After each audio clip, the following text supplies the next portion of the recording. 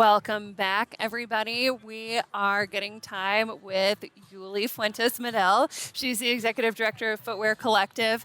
Yuly, welcome Yeah. to the Circularity live stream. I know, this is exciting. It was very This is my exciting. first time in Circularity, Oh, wow. my first interview here, so it's really Welcome. an honor to be here. Thank you. You know, one of the things that I really love about you as I've gotten to know you is how you're doing so many things, and it feels like you've been doing them for a while. Yeah. You know, like the Footwear Collective, 2023, Yuly. And when you and I talked, it feels like it's been around for decades.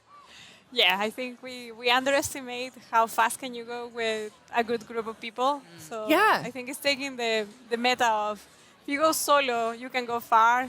But now when Yes. you have a whole group of people really going with you, Yeah. it's really taking over, and I'm really proud of the work that we've been doing so far. And just a fangirl moment. I read your paper and have been taking it into the world of commercial furniture and being like, this is what we need to do. So I'm like really happy that you're here. Yeah, no. I mean, I see the shoe as a model.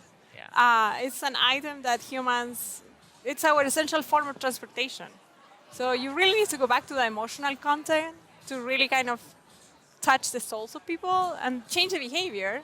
But then if the shoe works, we could do furniture, we could do coffee pots, we could do so many things that are about the products that are parts. I don't think people realize, but a sneaker is 36 parts touched by 64 people at once, and that's what you get in your feet. So it's a model. It's definitely a model, and I'm happy that you're taking it to another industry. Thanks for doing the work. Yeah. Really inspiring. Well, speaking of the soul of things, like let's look at our shoes now, right? Because you were just talking about 36 parts in a regular running shoe, the 300 plus touch points along the supply chain. I mean, tell me, what do you know about your shoes? I mean, we've all kind of got an assortment. Yeah, so I think there are a few things that we started working with. One is understand the shoe as a system, right? So it interconnects a lot of pieces. The materials as ingredients, so it's really close to what people does in the food industry, the ingredients in the chef. So then the products you get in your shoes, depending on the season, is a perfect form that allows you to walk or run. But it's also from the electronic industry, because you have parts that you need to put together precisely in order to have the engineers say that you're going to be able to walk in this product. Yeah. But I think from the point of view of circularity, it's really exciting, because if these people who's producing this product can produce in 6 months wonderful collection, we can really empower them to reverse engineer that and think in a way that those materials can go back, or those materials can interact with other industries and create local economies and jobs, which is the core of building an economical model. Well, and to your point about how much we can do in one time, we haven't really talked about the partners that Footwear Collective is already working with, but you've got your ABCs covered. You've got your Ultras and your Brooks and your Crocs. You're wearing On. They're also one of your partners. What is it like bringing these brands on? What's kind of the reaction that you're getting? How are you getting to yes with these organizations? I was really blessed by the fact that I was sitting in the right place in the right moment. I'm also the program director of climate in MIT. And MIT was in the 1920s at the university that put the first fiber under a microscope. So my job there was to say, 100 years later, what can we do? And it happens that in 2010, MIT did the first LCA for a shoe. So the companies came back and say, hey, we've been doing a lot about the t-shirts, apparel, textile is a big problem, but what about us, the shoes? And in that, what about us? It was a huge opportunity to really have the conversation that these large competitors, because the reality is that they're really competing for your time to walk on them and to run on them. The reality is that we have a closet that is full of different type of shoes. Yes. So I think we need to move them back and say, listen, the consumer is looking at you as a collection. And if you don't unify pieces in your operations, you are not going to convert yourself in a waste management company. You are not going to convert yourself in being the processors of that.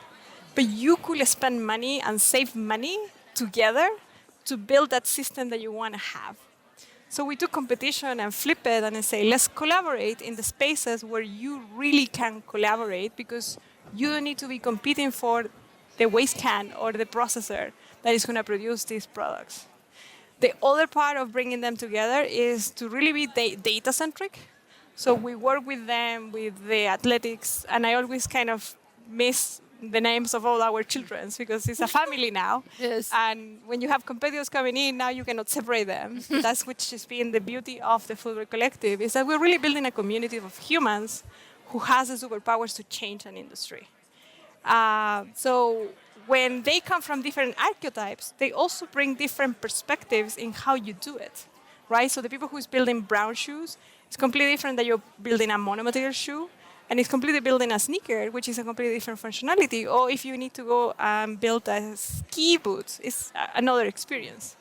So all those add to the sum of what are going to be the pathways that allows this industry to transition. And this being, I'm a professor, so I'm about results.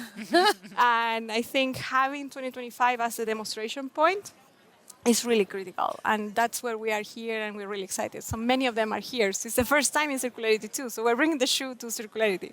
Yeah. You love to flip things. Yeah. Yeah. Yeah. I feel like that is one of your superpowers. Yeah. I think no is relative. No, it is relative. Yeah. Yeah. There is a infinite power of a no, because it has a reason, it has a stopping point, but it's an integral that has a limits and you can push. And that's, I'm a nerd too, is the basic of mathematics. We wouldn't have in this universe if we don't push the limits. Yeah. And I think this is pushing the limits of us with the fears of the today context. Yes. What can you do better? It's also pushing the limits of companies to understand their own supply chains better to really optimize them. Mm-hmm. But yes, flipping, it's more about touching souls and really leave a legacy that allows you to think you did something here that is going to be good for the next generations. Well, that's a great point, which is the call to action we had been talking about, which is you still have room in your family. There are seats at the table for a Footwear Collective. We can just go to Footwear Collective and find out ways to be a part of that family. Absolutely. As a brand. The call to action is companies, the table is set, the governance is there, the data exchange is there. Come over and let's do it. People who is thinking about how recycling, repair, rethink, reuse shoes, we need them because this cannot happen by ourselves. We are really building the collaborative environment to do so. Yuly, thank you so much for your time. Yuly Fuentes Medel at the Footwear Collective. Come see her.